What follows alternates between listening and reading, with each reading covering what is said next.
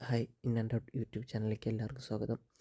അയർലൻഡിലേക്ക് നേഴ്സായിട്ട് പോകാൻ കാത്തിരിക്കുന്ന എല്ലാവർക്കും ഉള്ള ഫസ്റ്റ് സ്റ്റേജാണ് DL, അതായത് അയർലൻഡ് നേഴ്സിംഗ് കൗൺസിലിൻ്റെ ഡിസിഷൻ ലെറ്റർ അപ്ലൈ ചെയ്യാൻ എന്തൊക്കെ ഡോക്യുമെൻറ്റ്സാണ് വേണ്ടതെന്നാണ് ഞാൻ നിങ്ങൾക്ക് വ്യക്തമായിട്ട് പറഞ്ഞു തരാൻ പോകുന്നത്. നമുക്ക് വീഡിയോയിലോട്ട് പോകാം. നമുക്ക് ആദ്യമായിട്ട് വേണ്ടത് അപ്ഡേറ്റഡ് CV ആണ്. അത് വേഡ് ഫോർമാറ്റിലാണെങ്കിൽ നിങ്ങൾക്ക് ആപ്ലിക്കേഷൻ ചെയ്യുന്ന സമയത്ത് നമുക്കത് കോപ്പി പേസ്റ്റ് ചെയ്യാൻ എളുപ്പമുണ്ട്. അതാണ് വേഡ് ഫോർമാറ്റ് പറഞ്ഞത്. പിന്നെ നിങ്ങളുടെ പാസ്പോർട്ടിൻ്റെ കോപ്പി കളർ കോപ്പി ആയിരിക്കണം. ഫസ്റ്റ് ആൻഡ് ലാസ്റ്റ് പേജാണ് എൻ്റെ കളർ കോപ്പി വേണം. ഇത് 100 റുപ്പീസിൻ്റെ നോട്ടറി സ്റ്റാമ്പ് ഒട്ടിച്ച് നോട്ടറി അഡ്വക്കേറ്റിനെ കൊണ്ട് സൈൻ ചെയ്യിപ്പിക്കണം. സൈൻ ചെയ്യിപ്പിച്ചാൽ മാത്രം പോരാ, നോട്ടറി അഡ്വക്കേറ്റിൻ്റെ അഡ്രസ്സും ഫോൺ നമ്പറും അതിൽ വ്യക്തമായിട്ട് തെളിഞ്ഞിരിക്കണം. അതവർ കറക്റ്റായിട്ട് പറയുന്നതാണ്. അഡ്വക്കേറ്റിൻ്റെ അഡ്രസ്സും ഫോൺ നമ്പറും സീലും വേണം. അത് ട്രൂ കോപ്പി അറ്റസ്റ്റേഷനാണ് ചെയ്യേണ്ടത്. ട്രൂ കോപ്പി എന്ന് എഴുതിയിട്ട് അതിൽ സീലുകളുണ്ടാവും. ആ ട്രൂ കോപ്പി സീൽ വെച്ചിട്ടാണ് ചെയ്യേണ്ടത്. ഞാൻ പറയാൻ പോകുന്ന എല്ലാ ഈ നോട്ടറി അറ്റസ്റ്റേഷനും ട്രൂ കോപ്പി അറ്റസ്റ്റേഷൻ ആയിരിക്കണം കേട്ടോ. അപ്പോൾ ഞാൻ ഈ അടുത്ത ഡോക്യുമെൻറ്റ്സ് പറയാം. നിങ്ങളിപ്പോൾ പറഞ്ഞില്ലേ പാസ്പോർട്ടിൻ്റെ കോപ്പി, പിന്നെ photo passport size plain background, പിന്നെ നിങ്ങളുടെ OIT ആണോ IELTS ആണോ അതിൻ്റെ സർട്ടിഫിക്കറ്റിൻ്റെ true copy attestation same format 100 റുപ്പീസിൻ്റെ സ്റ്റാമ്പ് വെച്ചിട്ട് അഡ്വക്കേറ്റിൻ്റെ അഡ്രസ്സും പിൻകോഡൊക്കെ തെളിയുന്ന രീതിയിൽ അറ്റസ്റ്റ് ചെയ്യണം കേട്ടോ. പിന്നെ എഡ്യൂക്കേഷൻ സർട്ടിഫിക്കറ്റ് ഡിപ്ലോമയുടെയോ ഡിഗ്രിയുടെയോ പോസ്റ്റ് BScയുടെയോ ഇതിൻ്റെ certificate attested by principal and notary advocate, രണ്ടുപേരെ കൊണ്ട് അറ്റസ്റ്റ് ചെയ്യണം. എഡ്യൂക്കേഷൻ സർട്ടിഫിക്കറ്റ് നോട്ടറിനെ കൊണ്ട് ചെയ്യിക്കണം, നിങ്ങളുടെ പ്രിൻസിപ്പലിനെ കൊണ്ടും അറ്റസ്റ്റ് ചെയ്യണം.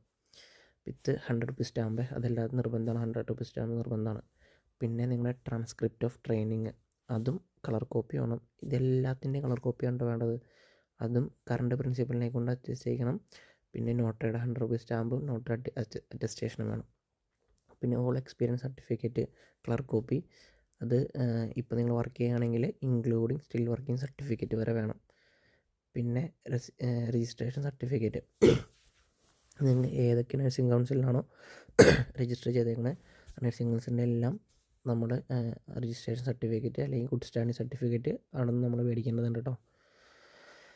പിന്നെ കോഴ്സ് സിലബസ് ഫ്രം കോളേജ്, അതായത് നിങ്ങൾ പഠിച്ച കോളേജിൽ നിന്ന് കോഴ്സ് സിലബസ്, അത് നിങ്ങൾ കോളേജിൽ പറഞ്ഞു കഴിഞ്ഞാൽ അവർക്കറിയാം. അതൊരു ബുക്കാണ്. അതിൻ്റെ അറ്റസ്റ്റ് സീലും അറ്റസ്റ്റും ചെയ്യണം കേട്ടോ. പ്രിൻസിപ്പളിനെ കൊണ്ട് നോട്ടറി അറ്റസ്റ്റ് ചെയ്യണം. വിത്ത് 100 റുപ്പീസ് നോട്ടറി സ്റ്റാമ്പ് വെച്ചിട്ട് ചെയ്യണം കേട്ടോ. അതിൻ്റെ ഒരു ആദ്യത്തെ ഒരു 10 പേജും ബാക്കിലത്തെ ഒരു 10 പേജും ചെയ്തോ. 5 പേജ് 5 പേജ് ചെയ്താലും കുഴപ്പമില്ല. അത് എത്ര പേജാണെന്ന് അവർ പറയണില്ല. സിലബസിൻ്റെ ഫുൾ സ്കാൻഡ് കോപ്പി വേണം. ഫ്രണ്ടും ബാക്കും അറ്റസ്റ്റ് ചെയ്യുകയാണെങ്കിൽ അത്രയും നല്ലത് കേട്ടോ. ഇതിൽ പറഞ്ഞേക്കുന്നത് course syllabus from college or university with sign and seal and attested by principal and notary. First 3 പേജാണ് പറഞ്ഞത്. അങ്ങനെ ഫസ്റ്റ് 3 പേജസും ലാസ്റ്റ് 3 പേജസും വിത്ത് ഡേറ്റ് കേട്ടോ. അപ്പോൾ കോഴ്സ് സിലബസിൻ്റെ ഫുള്ളും വേണം. ഫ്രണ്ടിലെ 3ഉം ബാക്കിലെ 3ഉം നമ്മൾ നോട്ടറിനെ കൊണ്ടും പ്രിൻസിപ്പലിനെ കൊണ്ടും അറ്റസ്റ്റ് ചെയ്യണം കേട്ടോ. 100 റുപ്പീസിന് സ്റ്റാമ്പ് ഒട്ടിക്കണം. പിന്നെ ഗ്യാപ്പ് ഉണ്ടെങ്കിൽ നമ്മൾ ഗ്യാപ്പ് എന്തുകൊണ്ടാണ് വന്നതെന്ന് പറഞ്ഞിട്ടുള്ള ഒരു എക്സ്പ്ലനേഷൻ ലെറ്റർ കൂടി വേണം കേട്ടോ. പിന്നെ അഡീഷണൽ ഡോക്യുമെൻ്റായിട്ട് ചോദിക്കുന്നത്, നേരത്തെ ഞാൻ വീഡിയോയിൽ പറഞ്ഞിട്ടുണ്ട്, affidavit or notarised copy of marriage certificate. അതെന്തെങ്കിലും നെയിം ചേഞ്ചും കാര്യങ്ങളൊക്കെ ഉണ്ടെങ്കിൽ നമ്മൾ മാരേജ് സർട്ടിഫിക്കറ്റോ അല്ലെങ്കിൽ എന്തെങ്കിലും അഫിഡവിറ്റോ വയ്ക്കുന്നുണ്ടോ, നെയിം ചേഞ്ചസ് എന്തെങ്കിലും വ്യത്യാസം ഉണ്ടെങ്കിൽ ഡോക്യുമെൻറ്റ്സിൽ. പിന്നെ explanation four unofficial email address or college or hospital.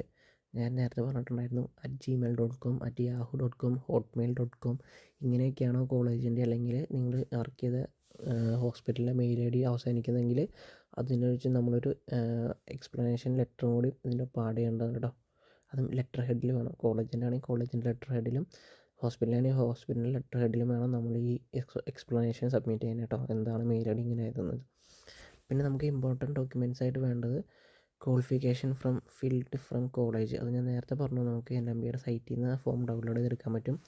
അതെന്ന് വെച്ചാൽ കോളേജിൽ നിന്ന് അവർ ഫില്ല് ചെയ്തതിൻ്റെയാണ്. ഹെഡ് മിസ്ട്രസ് ആണ്, അല്ല നമ്മുടെ ഹെഡ് മിസ്ട്രസ് അല്ല, നമ്മുടെ കോളേജിൻ്റെ ഹെഡാണ് സൈൻ ചെയ്യേണ്ടത്. അതിൽ നമുക്ക് നമ്മൾ എത്ര അവർ പഠിച്ചു, നമുക്ക് എത്ര പ്രാക്ടിക്കലുണ്ട്, നമ്മുടെ വിഷയങ്ങൾ എന്തൊക്കെയാണെന്നൊക്കെ അതിൽ മെൻഷൻ ചെയ്യണം.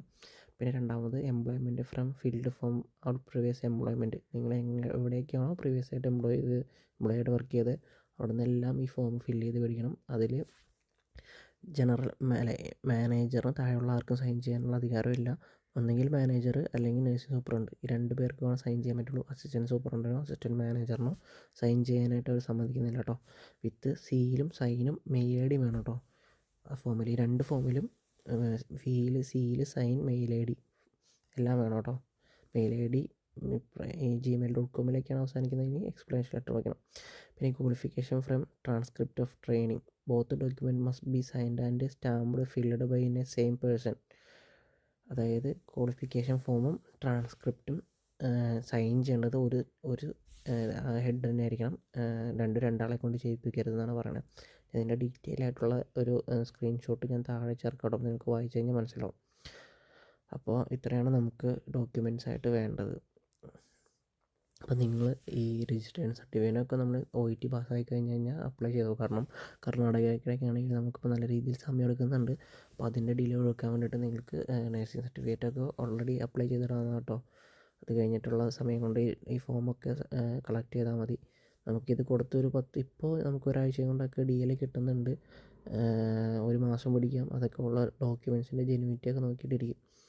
ഇപ്പോൾ കർണാടകയിലൊക്കെ നമ്മളിപ്പോൾ 20,000 രൂപയ്ക്കാണ് അവർ സർട്ടിഫിക്കറ്റ് എടുത്ത് തന്നെ ഒരാഴ്ചക്കുള്ളിൽ എടുത്ത് തന്നെയാണ് ചോദിക്കുന്നത്. അല്ലാത്ത നോർമൽ രീതിയിൽ പോകുമ്പോൾ നമുക്ക് 2,000 രൂപയുള്ളൂ. അപ്പോൾ നിങ്ങളെങ്ങനെയാണെന്ന് വെച്ചാൽ ഒരു നല്ല ഏജൻറ്റിനെ കൊണ്ട് എടുപ്പിക്കുകയാണെങ്കിൽ നമുക്ക് നേരത്തെ കിട്ടും. വയ്യ വേണ്ടവർക്ക് പയ്യെ നോർമലായിട്ട് എടുത്താലും മതി.